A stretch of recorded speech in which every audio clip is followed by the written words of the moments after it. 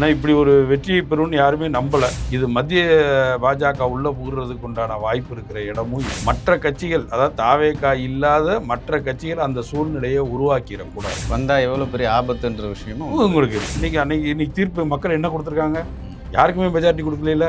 நீங்கள் தனிப்பெரும்பான்மை இவ்வளோ நாள் வரைக்கும் ஆட்சி அமைச்சு கிழிச்சதெல்லாம் போதும். நீங்கள் மோனோபோலி ஆகி நீங்கள் சம்பாரித்து நீங்கள் எல்லா அதிகாரத்தையும் உங்கள் ஒரு குடும்பமே வச்சுக்கிறதுக்கு உண்டான வேலையை மட்டும்தான் செஞ்சுருக்கீங்களே தவிர 1,00,000 கோடி கமிஷனாக வாங்கியிருக்குது திமுக. இங்கே அது இருக்கும். ஏன் உங்களுக்கு 6,00,000 கோடி தேவைப்படுது? ஏன்னா எலெக்ஷன் வந்தால் தூக்குச்சட்டி கொடுக்கணும், கம்பல் கொடுக்கணும், தோடு கொடுக்கணும், ஓட்டுக்கு 5,000 பண்ணணும். இவ்வளோ பெரிய பணத்தை இறைச்சி கட்சியின் தலைவரே தோற்று போயிட்டாருன்னா நீங்கள் பிரச்சாரத்துக்கு வர வேண்டாம். சின்ன வரைகிறதுலே பாகுபாடு பார்த்தவங்க, பிளாஸ்டிக் சேர் போட்ட பண்ணையார்கள்லாம் நம்ம பார்த்துக்கிட்டு தான் இருந்தோம். சாதி மனநிலையோடு இருந்த திராவிட கட்சிகளுக்கு விழுந்த செருப்படி தான் இந்த தாவேகாவினுடைய வெற்றி. நியூஸ் டுடே தமிழ் நேயர்களுக்கு வணக்கம். இன்று மூத்த செய்தியாளர் பரமன் நம்மோடு இருக்கிறார். அவரிடம் சில கேள்விகளை முன்வைக்கலாம். வணக்கம். வணக்கம். தொங்கு சட்டசபை அமையும்னு நம்ம ஏற்கனவே வீடியோவில் பதிவிட்டு இருந்தோம். அதுவே நடந்திருக்கு. இப்போது விஜய் ஆட்சியை அமைப்பாரா, அமைக்க முடியுமா? 2 வார காலம் இருக்குது. இந்த டைமில் என்ன செய்வார் அப்படின்ற ஒரு மிகப்பெரிய ஒரு கேள்வி இருக்குது. கிட்டத்தட்ட 108 சட்டமன்ற உறுப்பினர் வச்சுருக்காரு. இன்னும் ஒரு 10 சட்டமன்ற உறுப்பினர் தேவைப்படுது. இவர் எங்கே போய் உருவிட்டு வருவாரா, இல்லை இவரே மெஜாரிட்டியாக, அதாவது குறைந்தபட்ச மெஜாரிட்டியாக ஆட்சி அமைக்க முடியுமா? பல்வேறு விஷயங்கள் இருக்குது. உங்களுடைய பார்வை என்ன? அதாவது விஜய்க்கு உண்டான எல்லா அரசியலையும் மக்களே செஞ்சு முடிச்சிருவாங்க வெளியே. அப்படி தான் அவர் கடந்த காலங்கள் பூராமே இருக்குது. வரவே மாட்டாருன்னாங்க, வந்துட்டார். நிற்கவே மாட்டாருன்னாங்க, நின்ட்டார். ஜெயிக்கவே மாட்டாருன்னாங்க, ஜெயிச்சிட்டாரு. இப்போ ஆட்சி அமைக்கிறதே ரொம்ப சங்கடம்னு மொத்த பேரும் சொல்லிக்கிட்டு இருக்காங்க. திரும்பவும் செய்வாரா இல்லையான்றது தான் இந்த ஒரு வாரம், இந்த 10 நாள் விவாதமாக போகுது. எப்படி பார்த்தாலும் என்னையை பொறுத்த வரைக்கும் இந்த ஆட்சி அமைவதில் பல்வேறு சிக்கல்கள் இருக்கத்தான் செய்யுது. சிக்கல் இல்லாமல் இல்லை. ஆனால் அந்த சிக்கல் அது ரொம்ப நூலிலையில் இருக்குது. அது ஒரு கட்டத்தில் இந்த மாநிலத்தினுடைய தேவையாக எடுத்துக்க வேண்டிய அவசியமும் எல்லா கட்சிகளுக்கும் இருக்குது. அந்த தேவையை கைவிட்டுட்டா இது ஒரு குதிரை பேரத்துக்கு போய் இது மத்திய பாஜக உள்ளே புகுறதுக்கு உண்டான வாய்ப்பு இருக்கிற இடமும் இருக்குது. அப்போ அந்த இடத்தை மற்ற கட்சிகள், அதாவது தாவேகா இல்லாத மற்ற கட்சிகள் அந்த சூழ்நிலையை உருவாக்கிடக்கூடாது. நீங்கள் செய்யக்கூடிய பிள்ளையினால் அப்படி ஒரு சூழ்நிலை வரக்கூடிய விஷயமும் இதுக்குள்ளே இருக்குது. வந்தால் எவ்வளோ பெரிய ஆபத்துன்ற விஷயமும் உங்களுக்கு இருக்குது. அப்போ நீங்கள் வெறும் இதை நீங்கள் உங்கள் வெற்றி தோல்வி, நீங்கள் எந்த அளவுக்கு கூட்டணி குறித்து உங்கள் கூட்டணி கட்சிகளோட நீங்கள் முதல்ல கோரிக்கை வைக்கும்போது எவ்வளோ அவமானப்படுத்தப்பட்டீங்க. நீங்கள் இது தொங்கு தான் வரும்னு கணித்து நீங்கள் ஒரு முடிவெடுக்கும் போது அந்த முடிவெடுக்க முடியாமல் எப்படி உங்களை தள்ளினாங்க. எல்லா அவமானங்கள் துரோகங்களையும் மனசில் வச்சுக்கிட்டு இனிமேல் செயல்படணும். ஓகே. ஒரு கட்சியை 4 வருஷம் 5 வருஷமாக நீங்கள் காப்பாற்றினதனோட பலன் நீங்கள் கடைசி தேர்தல் நேரத்தில் எவ்வளோ அவமானத்தை சந்திச்சீங்கன்றதை தெரிஞ்சுக்கோங்க. 2 கூட்டணிக்குள்ளே இருக்க கட்சியும் தான் நான் சொல்கிறேன். ஓகே.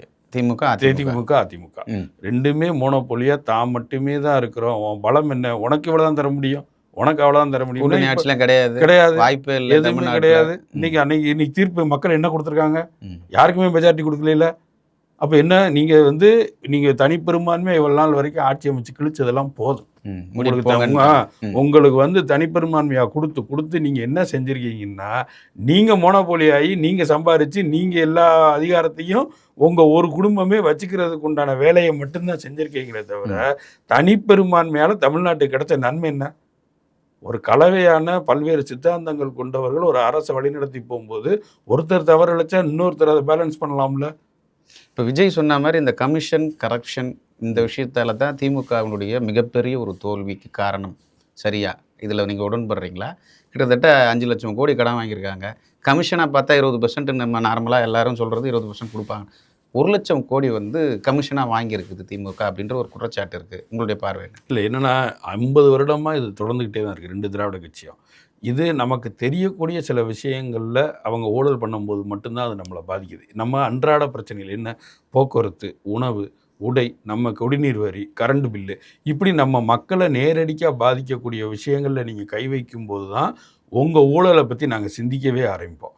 இது இல்லாத ஏதோ ஒரு விஷயத்தில் நீங்கள் அங்கே டெண்டர் விடுறது, இங்கே டெண்டர் விடுறது, பாலம் கட்டுறது, அதில் கட்டுறது, இதில் கட்டுறதுன்ற ஊழல் பண்ணுறதை பற்றி மக்கள் இது வரைக்கும் அதை ஒரு பெரிய விஷயமாக கேள்விப்பட்டதும் இல்லை, அதை ஒரு பெரிய விஷயமாக எடுத்துக்கிட்டதே இல்லை. ஆனால் இந்த 5 வருஷத்தில் நீங்கள் என்னென்னா நேரடியாக மக்களை பாதிக்கக்கூடிய எல்லா விஷயங்கள்லையும் நீங்கள் செஞ்சுருந்தீங்க. அதாவது சொத்து வரியை உயர்த்தினீங்க, கரண்ட் பில்லை உயர்த்தினீங்க, எல்லாமே மக்கள் நேரடியாக பிரச்சனையில் வரக்கூடிய எல்லா விஷயத்துலையும் செஞ்சதின் விளைவு உங்களுக்கு. அதாவது நிர்வாக ரீதியான நாங்கள் தமிழ்நாட்டை உயர்த்திட்டோம்னு சொல்லி அதுக்கு ஈக்குவலான நிர்வாக சீர்கேடும் நடந்திருக்கிறதை வந்து நீங்கள் தடுத்து நிறுத்தவே இல்லை. இவ்வளவு வரி உயர்வு எல்லா போட்டும் கூட 5 லட்சம் கோடி கடன் வாங்கியிருக்காங்கன்னா அப்போ இந்த பணம்லாம் எங்கே போச்சு, எதுக்காக அதை செலவு செய்யப்பட்டது அப்படின்ற ஒரு விஷயம் இருக்குல்ல. இத்தனை ஆண்டுகள் 50 ஆண்டு காலமாக ஆண்ட ஒரு பிறகு வெறும் 5 ஆண்டுகளில் ஒட்டுமொத்த இதை டபுளாக நீங்கள் கடன் வாங்கி வச்சுருக்கீங்கன்னா அப்போ இது கொள்ளையடிச்சுதா சொல்லி மக்கள் வந்து உங்களுக்கு அகைன்ஸ்டாக ஓட்டு போட்டிருக்காங்க. கரெக்டாக? ஆமாம், அதான் அதை எடுத்து தான் நாங்கள் வந்து ரஜினியும் கமலையும் வச்சு படம் எடுக்கிறோம். அப்புறம் ரிஜைனில் படங்கள் வருது, தேட்டர் வாங்குகிறோம், கார் ரேஸ் விடுறோம், எல்லாமே செய்கிறோம். எப்படி அதாவது வந்து கொள்ளையடி ஒரு ஒரு வருடத்திற்கான 6 கோடி ரூபாய் பட்ஜெட்டில் 1 லட்சம் கோடி எடுக்கிறது தானே அரசியல். நம்ம 5 வருஷத்தில் வந்து 5000 30 லட்சம் கோடியில் ஒரு 5 லட்சம் கோடியை திருடுறதை மட்டுமே தான் அரசியலாக 2 திராவிட கட்சிகளும் செஞ்சுக்கிட்டு இருந்துச்சு. வேறு என்ன செஞ்சீங்க நீங்கள்? அது இருக்கும். ஏன் உங்களுக்கு 6 லட்சம் கோடி தேவைப்படுது? ஏன்னா எலெக்ஷன் வந்தால் தூக்குச்சட்டி கொடுக்கணும், கம்பல் கொடுக்கணும், தோடு கொடுக்கணும், ஓட்டுக்கு 5000 ரூபா பணம் கொடுக்கணும்.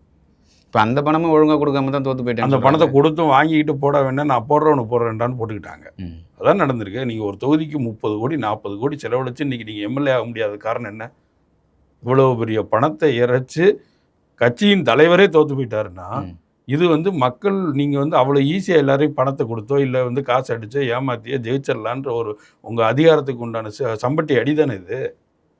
இதை யோசித்து பார்க்காம நான் வாட்டி எங்களை அது பண்ணிட்டாங்க நீங்கள் வேறு காரணங்கள் சொல்லிகிட்டு இருக்கிறத தாண்டி நீங்கள் இது 20 வருடம் ஒரு புது கட்சி ஆரம்பித்த மாதிரி நான் இந்த திட்டத்தை செஞ்சுட்டேன் அந்த திட்டத்தை செஞ்சுட்டேன்னு நீங்கள் வந்து 30 வருஷம் கழித்து இப்படி பேசிக்கிட்டே இருந்தாலும் என்ன எல்லாத்துலேயுமே தன்னிறைவு அடைவில் வச்சுருக்கணும் நீங்கள். ஓகே, இப்போ எப்படி விஜய் வந்து ஆட்சி அமைப்பார்?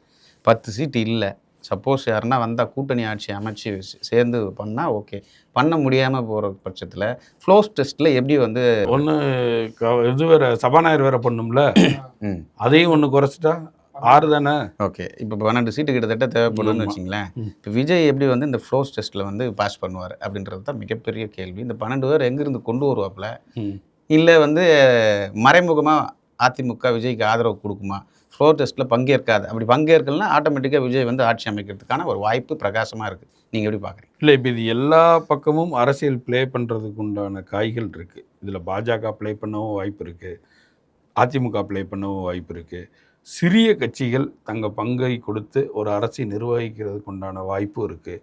திமுக ப்ளே பண்ணுறதுக்கு வாய்ப்பு இருக்குது. எல்லாருக்குமே வாய்ப்பு இருக்குது. இதில் தாவேக்காவை பொறுத்த வரைக்கும் தாவேக்கா 108ஓடு நிற்கும்போது இதில் 2 கழிந்ததுனா கூட 106ன்னு வந்து நின்னா கூட இது எதுவுமே நடக்காமல் ஒரு சுமூகமான ஒரு ஆட்சி நடத்தி போகணும். அதுக்கு தான் தீர்ப்பு இது. நீங்கள் வந்து இன்றைக்கி இவ்வளோ கொடுத்தவங்க இவ்வளோ ஜாதி பார்க்காம மதம் பார்க்காம மொழி பார்க்காம ஓட்டு போட்ட மக்களுக்கு வந்து இன்னும் 10 கொடுத்து தாவேக்காவை வந்து மெஜாரிட்டியாக கொடுக்க வைக்கிறதுக்கு ஒன்றும் பெரிய இதாக இருக்காது. ஏன் கொடுக்கல? கொடுத்தா நீங்களும் இவனை மாதிரி ஆயிடுவேன். இது கொடுத்து நாங்கள் பழகிட்டோம். ஆல்ரெடி 50 வருஷம் 2 திராவிட கட்சிகளுக்கும் மெஜாரிட்டி கொடுத்து அதன் மூலமாக நாங்கள் அடைஞ்ச பலனை எங்களுக்கு தெரிஞ்சு போச்சு. அப்போது உன்னை கண்காணிக்கிறதுக்கும் ஆள் வேணும். அவங்கள விரும்புகிறோம். ஆனால் நீ தவறுற பட்சத்தில் நீ புதுசு, உன்னை கண்காணிக்கிறதுக்கும் உன்னை வழிநடத்தி போகிறதுக்கும் ஒரு அனுபவம் இருக்க கட்சிகள் வேணும். அப்படி அனுபவம் இருக்க கட்சிகள்னால் கம்யூனிஸ்டுகள், விசிகா, காங்கிரஸ் இவங்க. அப்போ இவங்களை ஒன்றிணைத்து தான் இந்த ஆட்சியை நடத்திட்டு போகிறது மட்டும்தான் இது ஒரு சுமூகம் மக்கள் விரும்பின மாற்றமாக இருக்கும். இதை தாண்டி எடுக்கக்கூடிய எந்த ஆப்ஷனாக இருந்தாலும் சரி. அதாவது கவர்னரே பொறுப்பு கவர்னருங்க. எவ்வளோ கிளவராக வந்து இந்த முடிவு தொங்கலை தான் போய் நிற்கும்னு பாஜக முன்பே கணிச்சதுனால தான் கவர்னரை மாற்றி நமக்கு வந்து பொறுப்பு கவர்னரை கொடுத்துருக்காங்க. பொறுப்பு கவர்னர் கொடுத்ததுக்கு ஒரு காரணம் இருக்குது. அங்கே நம்ம பல கோடி சொத்து ஆட்டையை போட்டு தான் இங்கிருந்து போயிருக்காரு. அந்த பிரச்சனை பெருசாக வந்து பொறுப்பு கவர்னர் கொடுத்துருக்காங்க. அது ஒரு பக்கம் இல்லை. நீங்கள் இப்போ வரமாட்டார்ல கவர்னர், எப்படியா நீங்கள் என்ன இப்போ கவர்னர் மேலே யார் நடவடிக்கை எடுக்கணும்? எடுத்துருவீங்களா?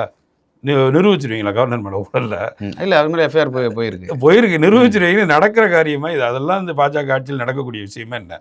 அதாவது எப்படியா இருந்தாலும் இன்னும் 1 மாதத்துக்கு கவர்னரால் வர முடியாது. ஏன்னா அவர் கேரளாவில் பதவி பிரமாணம் செஞ்சு வைக்கணும், அங்கே ஆட்சி வைக்கணும். நான் தமிழ்நாட்டுக்கு பொறுப்பு தான். அப்போ இந்த 1 மாதம் இந்த குழப்பம் நீடிக்கும் நமக்கு. ஓகே, யார் ஆட்சி அமைப்பான்றது தெரியாமல் இப்படி ஒரு மாற்றம் நிகழ்ந்ததுன்றதையே மறக்கிற விதமான அரசியல் எல்லாமே நடக்கும் இதுக்குள்ளே. இவ்வளோ பெரிய திராவிட கட்சிகளுக்கு மாற்றுன்னு ஒன்றை வந்து நம்ம தேர்தல் முடிவாக கொண்டு வந்து நிப்பாட்டியிருக்கோம் பார்த்தீங்களா? இந்த வெற்றியவே நம்ம கொண்டாட முடியாத அளவுக்கு ஏதாவது ஒரு காரியங்களை இந்த 20 நாளில் நடத்துவாங்க. இப்போ டெல்லி ஃபார்முலாவை அரவிந்த் கெஜ்ரிவால் ஃபார்முலாவை வந்து விஜய் பார்ப்பாரா? எனக்கு வந்து கூட்டணி ஆட்சி வச்சா கூட பல்வேறு பிரச்சனைகள் இருக்குது. அவர் ரிசைன் பண்ண மாதிரி 4 மாசத்துல இவரும் ரிசைன் பண்ணி மறுபடியும் தேர்தலை சந்திப்பாரா? நம்ம எனக்கு மெஜாரிட்டி கொடுங்கன்னு சொல்லி கேட்பாரா மக்களை? இல்லை, அதான் அந்த நிலை. இப்போ இவர் வந்து மற்றவர்களை ஒருங்கிணைக்க முடியலைன்னா அதுதான் நடக்கும் இல்லையா? அடுத்து 108ன்றது மெஜாரிட்டி இல்லை. இப்போ அடுத்து திரும்ப வந்து கவர்னர் ஆட்சியை வச்சு திரும்ப ஜனாதிபதி ஆட்சி வந்தால் கூட திரும்பவும் ரீஎலெக்ஷன் தான் வைக்கப்படணும். ஏன்னா அந்த அளவுக்கு இது போகுமான்றது தெரியலை. செங்கோட்டையனோ இல்லை மற்றவங்களாம் எந்த அளவுக்கு ரோல் ப்ளே பண்ணுவாங்க? ஒரு சீனியர் அமைச்சர்லாம் முன்னாடி எல்லாருமே அவரவர் தகுதிக்கு தகுந்த மாதிரியான முயற்சிகளை எல்லா பக்கமும் எடுக்கத்தான் செய்வாங்க. ஆனால் என்னன்னா, ஒரு 2 தரப்பும் பலன் பெறக்கூடிய ஒரு நேரடி வாய்ப்பு நம்ம முன்னாடி இருக்குது. அந்த வாய்ப்பை தட்டி அது வந்து ரொம்ப வந்து எதிர்பார்க்கக்கூடிய வாய்ப்புகள், பேராசை கொண்ட வாய்ப்புகள்னு கூட நம்ம சொல்ல முடியாது. விசிகாவையோ கம்யூனிஸ்டுகளையோ காங்கிரஸையோ வந்து உள்ளே இழுத்து ஒரு ஆட்சிக்கு ஆதரவு தெரிவிக்க வைக்கிறதுன்றது ஒரு பாஜகவுக்கு எதிரான ஒரு நல்ல நடவடிக்கை. ஓகே, இப்போது இந்த கேள்வி ஒன்று முக்கியமாக முன் வருது. 20 ஆண்டு காலமாக வந்து திராவிட கட்சிகளோடு கூட்டணி வச்சுட்டு ஆட்சியில் பங்கு இருக்கும்போது எந்த கேள்வியும் கேட்க முடியாமல் கூட்டணி தர்மத்துக்காக வாய்மூடிய கட்சிகள். இப்போ விஜய் வந்துட்டார், இனிமேலும் அவர் கூட கூட்டணி வச்சா வேறு எந்த கேள்வியும் கேட்க முடியாது, அமைச்சரவையில் பங்கு பெறலாம், அவர் செய்கிற தப்பை சுட்டி காட்ட முடியாது.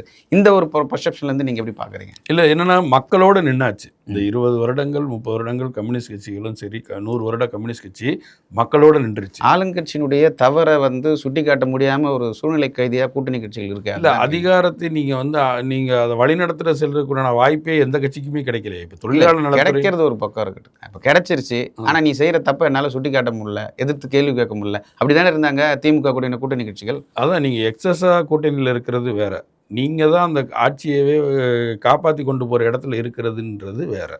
இப்போ இந்த இடத்துல இந்த 10 பேர் தான் வந்து இந்த ஆட்சியை தக்க வைத்து நெடுநாள் நீட்டிட்டு கொண்டு போகிறதுக்கு உண்டான முக்கியமான காரணிகளாகவே இவங்க தான் இருக்க போகிறாங்க.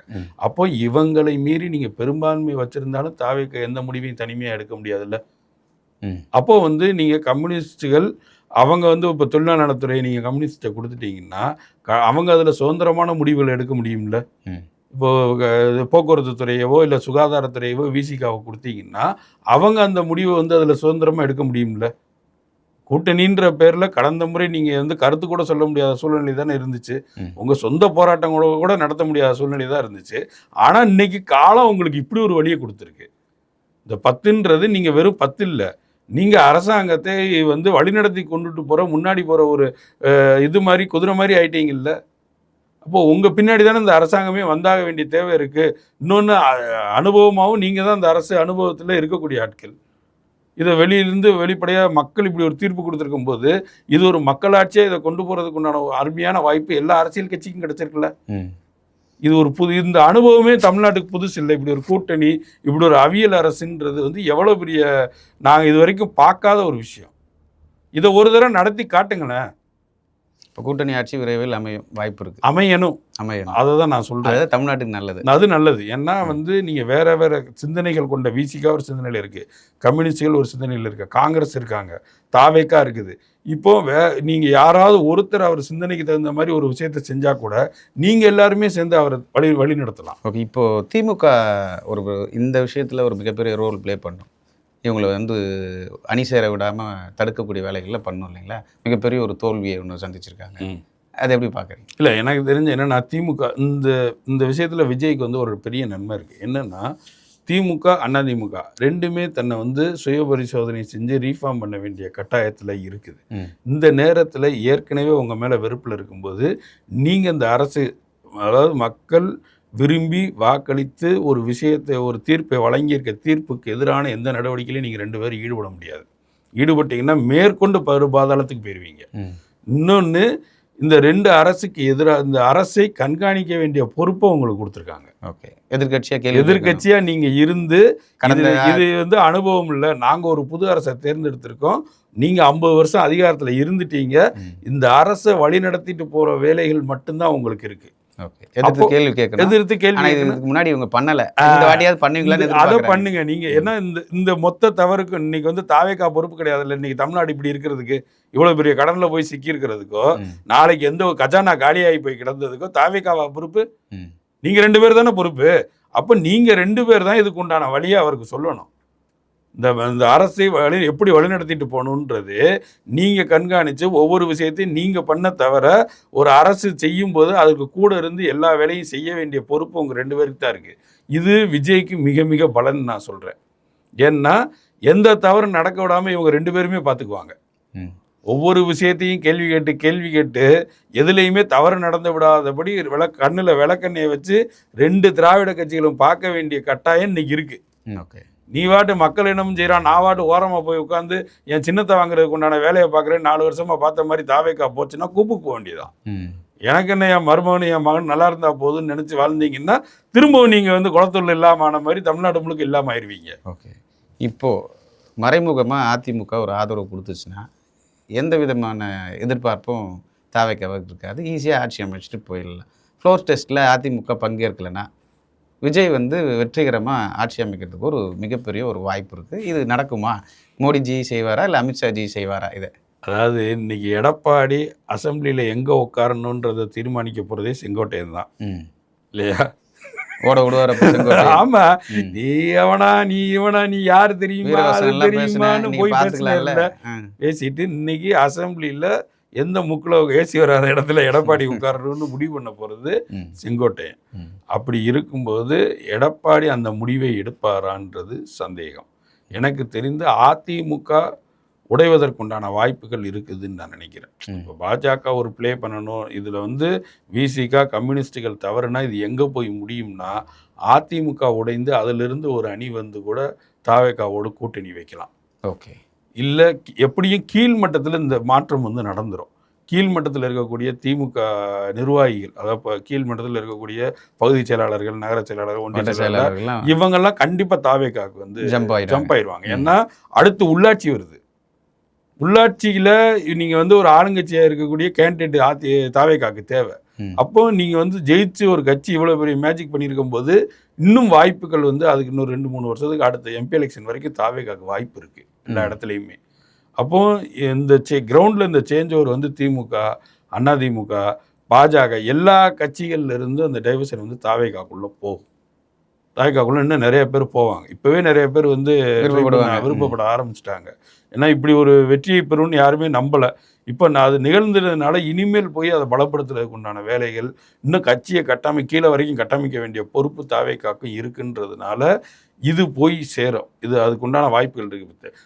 ஒட்டுமொத்த அதிமுகவுக்குமான முடிவை எடப்பாடி மட்டும் தனியாக எடுத்துட முடியுமான்றது, அந்த அளவுக்கு அதிமுக அவர் கண்ட்ரோலில் இருக்கான்றது இனிமேல் தான் தெரியும். ஏன்னா 10 தோல்வி முடிந்து 10 தோல்விக்கு போயிட்டாரு எடப்பாடி. தொடர் தோல்வி 11 தோல்வி. ஒரு கட்சி 1.5 கோடி தொண்டர்கள் இருந்த கட்சியை 1 கோடி தொண்டர்கள் இருந்த கட்சியாக மாற்றியாச்சு. 35% இருந்த வாக்கு சதவீதத்தை 20% கொண்டு நிப்பாட்டியாச்சு. இதுக்கு மேலே என்ன அந்த அதிமுகவை எப்படி கட்டி காப்பாற்றிடுவார்? அது ஒரு கரிஸ்மா கட்சி. அது அதிசயங்களை மட்டும்தான் விரும்பும். அதிசயம் நடத்துகிறவர்களை தான் தலைவர்களாக ஏற்றுக்கணும். அதிமுக எம்ஜிஆர் அதிசயம் பண்ணார், ஜெயலலிதா அதிசயம் பண்ணாங்க. இன்னைக்கு அந்த அதிசயத்தை திரும்பி செஞ்சிருக்கிறது விஜய் தான். அப்போ இயல்பாகவே அதிமுகவில் இருப்பவர்கள் வழிந்தோடக்கூடிய பள்ளம்ன்றது விஜய் தான். அது எடப்பாடி போல எந்த மேஜிக்கையும் செய்யாத, எந்த குரலி வித்தையும் காட்டாத ஒருத்தர் எப்படி தலைவரை தேர்ந்தெடுப்பாங்க? ஓகே, அப்போது தனிப்பெரும் மெஜாரிட்டியில் தாவேக்கா தலைவர் அவர்கள் ஆட்சி அமைக்கணும். அதாவது இதை ஒரு வாய்ப்பாக இந்த சிறிய கட்சிகள் பயன்படுத்தி இனிமேல் இது போல ஒரு சந்தர்ப்பம் வரலாற்றில் அவங்களுக்கு கிடைக்குமான்றது தெரியல. அந்த சந்தர்ப்பத்தை சரியாக பயன்படுத்தி தமிழகத்தில் இருக்கக்கூடிய கட்சிகள். ஒரு முக்கியமான விஷயம் நம்ம பதிவிட்டே ஆகணும். சாதிய ரீதியான ஒரு கேண்டிடேட்டை தொடர்ந்து தமிழ்நாட்டில் தேர்வு செஞ்சுட்டே வந்தாங்க. பொது தொகுதியில் கிட்டத்தட்ட 15க்கும் 20க்கும் மேற்பட்டோர் தலித்துகள் முதல் முறையாக வெற்றி பெற்றிருக்காங்க. இளைஞர்கள் 100 பேருக்கு மேலே புது எம்எல்ஏஸ் போயிருக்காங்க. மற்றதெல்லாம் கட்சியில் பார்த்துட்டுனா தொடர்ந்து அப்போ நிற்பான், அவன் புள்ள நிற்பான், பேரை நிற்பான், இதே மாதிரி இருந்த சூழ்நிலை இப்போ களம் மாறி இருக்கு. பொது தொகுதியில் தலித்துகள் வெற்றி பெற்றிருக்கிறத எப்படி பார்க்குறீங்க? இல்லை, அது ஒரு பெரிய மாற்றமாக பார்க்குறேன். நீங்கள் இந்த மாற்றத்தை இப்படி ஒரு அலை அடிக்கலைன்னா இது சாத்தியமே இல்லை. இதை செய்ய முடிஞ்சும் செய்ய மனமில்லாத திராவிட கட்சிகளை நம்ம தொடர்ந்து பார்த்தோம். கூட்டணி கட்சிகள்லேயே தலித் கட்சிகளை ஜீப்பில் ஏற்றாத தலைவர்களெல்லாம் நம்ம பார்க்கத்தான், தோல்வி கொடுத்து செருப்படி பார்த்தோம். நீங்கள் பிரச்சாரத்துக்கு வர வேண்டாம், சின்ன வரைகிறதுலே பாகுபாடு பார்த்தவங்க பிளாஸ்டிக் சேர் போட்ட பண்ணையார்கள்லாம் நம்ம பார்த்துக்கிட்டு தான் இருந்தோம். அப்போ நீங்கள் வந்து சமூக நீதி அது இதுன்னு பேசிட்டு கடைசி வரைக்கும் பண்ணையார்த்தனத்தோடும் சாதி மனநிலையோடு இருந்த திராவிட கட்சிகளுக்கு விழுந்த செருப்படி தான் அந்த தாவேகாவினுடைய வெற்றின்னு நான் சொல்கிறேன்.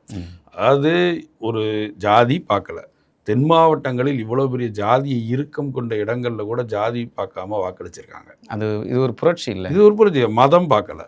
கன்னியாகுமரி தொகுதியில் பல்வேறு இடங்களில் மதம் முக்கிய ஃபேக்டராக இருக்குது. அப்படி ஒரு விஷயமாகவே அங்கே நடக்கலை. மொழி பார்க்கல.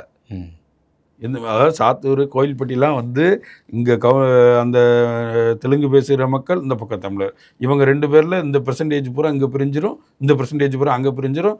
அதனால் நம்ம வந்து தெலுங்கு பேசுகிற ஒருத்தரை நிப்பாட்டுவோம், இங்கே இவரை நிப்பாட்டுவோன்னு கரிஷ்மாலாம் காலி ஆயிடுச்சு இல்லை, மொத்தமாக காலி.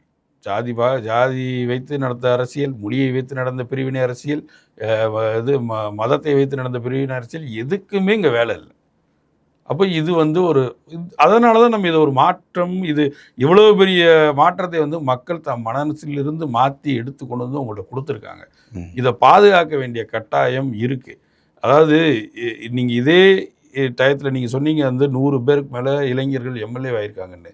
2 திராவிட கட்சிகள்லையும் பார்த்தீங்கன்னா இதே டைப்பில் இருக்கிற இளைஞர்கள் பெருவாரியாக தோல்வி அடைஞ்சிருக்காங்க.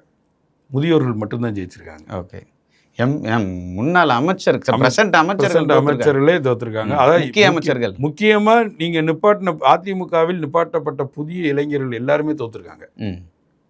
அப்போ இன்னொரு 5 வருஷம் கழிச்சு இந்த கட்சியில் யார் லீடராக இருப்பான்னு எடுத்து பார்த்தீங்கன்னா எல்லாமே ஸ்ட்ரெச்சரில் வரக்கூடிய சூழ்நிலையில தான் இருக்கும். ஓகே, அப்போ இன்று புதிய இளைஞர்கள் மத்தியில் போய் சேராத இந்த திராவிட கட்சிகளுக்கான எதிர்காலம் இந்த தேர்தலில் சூனியமாக்கப்பட்டிருக்கு. இதை ரீஃபார்ம் பண்ணுறதுன்றது அவ்வளோ சுலபம் கிடையாது. அதே நேரத்தில் புதிதான வந்த ஒரு கட்சிக்கு 100 புதிய இளைஞர்கள் இன்னும் 20 வருஷம் தாண்டியும் ஆட்சி நடத்தி அவர்கள் தலைவராக மாறுறதுக்கு உண்டான சூழ்நிலையை உருவாக்கி கொடுத்துருக்கு. இதை எப்படி எதிர்கொள்ள போகிறீங்க?